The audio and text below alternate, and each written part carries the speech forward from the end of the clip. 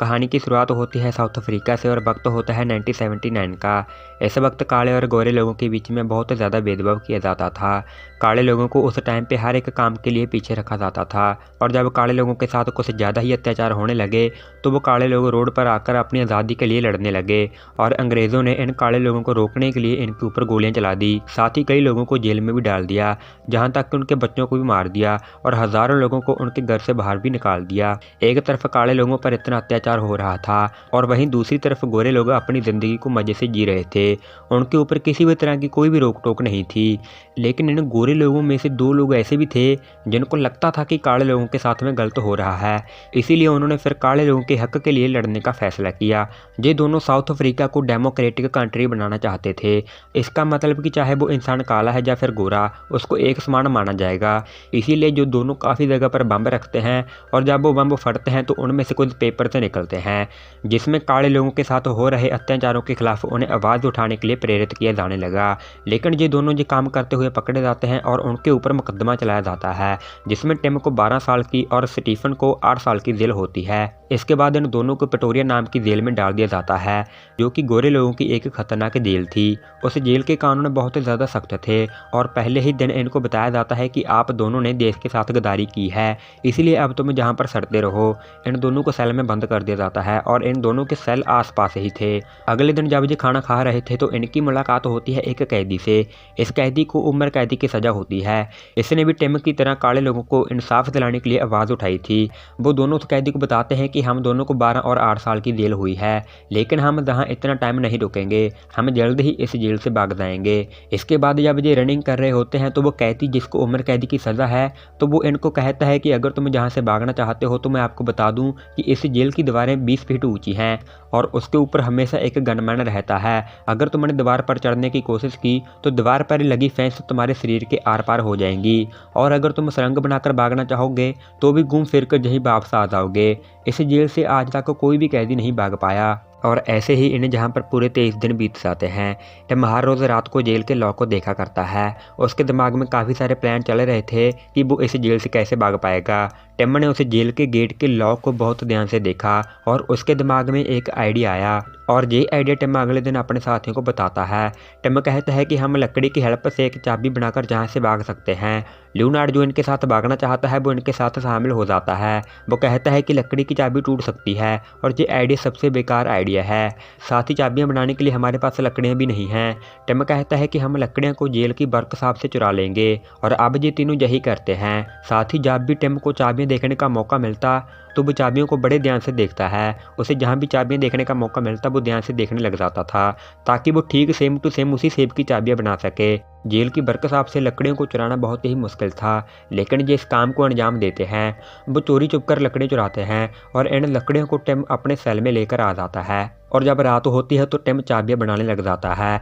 बहुत मेहनत करने के बाद और काफ़ी दिन का इंतज़ार करने के बाद फाइनली टिम चाबियों को बना लेता है और उस चाबी से सेल का दरवाज़ा खुल भी रहा था और ये देखकर टिम बहुत खुश होता है। अब इन्होंने पहला टास्क तो कंप्लीट कर लिया है, लेकिन दूसरा टास्क बहुत ज़्यादा मुश्किल है। दरअसल इनके सेल में 2 दरवाजे हैं। एक की चाबी तो टिम ने बना ली है, लेकिन दूसरा जो दरवाज़ा होता है वो लोहे का होता है और उसकी मोटाई 3 इंच तक होती है। साथ ही उस गेट का लॉक भी बाहर की तरफ होता है और अब टिम को एक और चाबी बनानी है और उस चाबी को दरवाजे के बाहर से डालना होगा, तभी वो दरवाज़ा खुल सकेगा। सेल के अंदर की होल नहीं है, बल्कि की होल बाहर की साइड है, जिसे सिर्फ जेल का गार्ड ही उस दरवाजे को खोल या बंद कर सकता है। और ऐसे ही इन्हें जहाँ पर पूरे 100 दिन बीत जाते हैं और अब टिम ने लोहे के दरवाजे की चाबी भी बना ली है। एक दिन जब वो तीनों सेल के बाहर सफाई कर रहे थे तो लियोनार्ड कॉरिडोर के दरवाजे पर रुककर पहरा देने लगता है और टिम अपनी बनाई चाबी से उस लोहे के दरवाजे को खोलने का ट्राई करता है। जब टिम चाबी को उस की होल के अंदर डालता है और उसे घुमाता है तो वो लॉक बाहर आ जाता है, जिसे देखकर ये खुश हो जाते हैं। लेकिन जब ये चाबी वापस घुमाते हैं तो चाबी नहीं घूमती, चाबी लॉक में ही फंस जाती है और जब टिम ज़्यादा ट्राई करता है तो चाबी लॉक के अंदर ही टूट जाती है। और जब रात को जेल का गार्ड सेल को बंद करने आता है तो उसे टिम के सेल का लॉक बाहर दिखाई देता है और अंदर लेटा टिम बहुत ज़्यादा घबराया होता है कि अगर कुछ गड़बड़ हुई तो इसको सज़ा दी जाएगी। जेल का गार्ड लॉक को देखकर नज़रअंदाज कर देता है और लॉक को लगाकर वो आगे निकल जाता है और अंदर टिम चैन की नींद ले पाता है। अब इन्हें जेल में पूरे 142 दिन हो जाते हैं और उन्हें जेल से भागने का कोई भी रास्ता नजर नहीं आ रहा था, क्योंकि इस तीनों ने उस दरवाजे की चाबी तो बना ली थी, लेकिन उस दरवाजे को केवल बाहर से ही खोला जा सकता था। अब एक दिन वर्कशॉप में काम करते वक्त टिम को एक मशीन दिखती है जो कि एक हाथ से घुमाई जा रही थी। उसे देखकर टिम को एक आइडिया आता है और वो तुरंत एक लकड़ी का टुकड़ा लेकर उसमें 2 होल करता है। साथ ही वो एक लकड़ी की स्टिक लेकर उसमें भी दोनों साइड 2 होल करता है। वो स्टिक की एक तरफ बड़े होल को उसे लकड़ी के साथ उसे स्क्रू लगाकर उसे जोड़ देता है और उस लकड़ी की दूसरी साइड वो चाबी को उस होल में फंसाकर उसे घुमाने लगता है। अब वो चाबी लकड़ी में अटक जाती है, लेकिन वो लकड़ी का टुकड़ा घूम रहा था। और जब रात हो जाती है तो वो अपनी सेल में बने छोटी सी खिड़की से उस स्टिक को बाहर निकालता है और थोड़ी कोशिश करने के बाद टिम की होल में डाल देता है और इसके बाद वो स्टिक को घुमाता है, जिससे कि वो लकड़ी भी घूमती है। और जब वो लकड़ी घूमती है तो उस लकड़ी में अटैच्ड चाबी भी घूमती है और चाबी की होल के बीच होती है, जिससे कि उसे दरवाजे का लॉक खुल जाता है। अब टिम बहुत ज़्यादा खुश है और वो अपने साथियों को बताता है कि उसने वो दरवाज़ा अंदर से खोल लिया है। अब जब ये बाहर होते हैं तो एक कैदी ने बताता है कि अगर तुम जहाँ से भागना चाहते हो तो तुम सोचे समझ कर जहाँ से भागना। अगर तुम जेल से भागते टाइम पकड़े गए तो तुम्हें 25 साल की सज़ा होगी। और ऐसा कुछ होगा नहीं, क्योंकि ज़्यादातर टाइम जहाँ से जो भी भागने की कोशिश करता है उसे सीधा गोली मारकर मार दिया जाता है। अब उन्हें जेल में पूरे 206 दिन बीत जाते हैं और एक रात वो अपने जेल के दरवाजे को खोलकर बाहर निकलते हैं। उनके सामने नीचे जाने के लिए सीढ़ियाँ थी। वो धीरे धीरे बिना आवाज़ किए नीचे उतर जाते हैं। नीचे एक और गेट था। टिम अपनी चाबी लगाकर उसे खोलने की कोशिश करता है, लेकिन वो चाबी काम नहीं करती। इसके बाद वो दूसरी चाबी लगाकर उसको खोलने की कोशिश करता है तो वो दूसरी चाबी से वो लॉक खुल जाता है और इस टाइम पे टिम को बहुत ज़्यादा पसीना आ रहा था और आगे एक और दरवाज़ा था। टिम चाबी लगाकर उसे खोलने की ट्राई करता है तो वो दरवाज़ा खुल जाता है और इसके बाद इनके सामने एक और गेट आता है। जब वो उस गेट को ओपन करने लगते हैं तो वो गार्ड जो रात को सेल चेक करता है वो नीचे आ रहा था। इन दोनों को गार्ड की आहट सुन जाती है और ये दोनों एक एक गेट को बंद करते हुए और सीढ़ियों के नीचे जो स्पेस होती है वहाँ छुप जाते हैं। और जब वो गार्ड नीचे आकर एक एक सेल को चेक करने लगता है तो उस गार्ड को जमीन पर कुछ पानी की बूंदें दिखती हैं, जिसकी वजह से उसे शक हो जाता है ये बूंदें दरअसल टिम का पसीना था। जब वो गार्ड नीचे आकर आगे के सेलों को चेक करता है तो ये दोनों धीरे धीरे ऊपर आकर अपने सेल में आ जाते हैं और सेल में आकर टिम चाबी को डिसमेंटल करके एक बॉक्स में रख देता है। अब अगले दिन सुबह सुबह ही इनके सेल चेक किए जाते हैं, क्योंकि रात में गार्ड को जमीन पर कुछ पानी की बूंदें दिखी थी। और अब टिम के सेल को चेक किया जाता है। चेकिंग के दौरान गार्ड एक बॉक्स को नीचे गिरा देता है जिसमें टिम ने चाबियों के पार्ट को डिसमेंटल करके रखा था। गार्ड चाबियों के पार्ट को देखकर कहता है कि ये सब क्या है।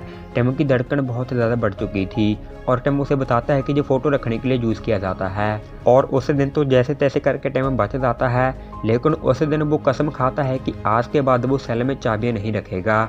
अब ये तीनों रात होते ही अपने सेल से बाहर निकलते हैं और एक एक गेट को देखकर उनके लॉक्स की चाबी बनाते हैं और जब दोबारा रात होती है तो वो चाबियों को टेस्ट करते हैं। ऐसा करते करते इनके पास अब 15 से भी ज़्यादा दरवाजों की चाबियाँ थी। अब जिस रात इनको जहाँ से भागना होता है उस रात सबसे पहले टिम अपने सेल के दोनों दरवाजों को खोलता है और इसके बाद वो अपने साथियों के सेल को भी खोलता है।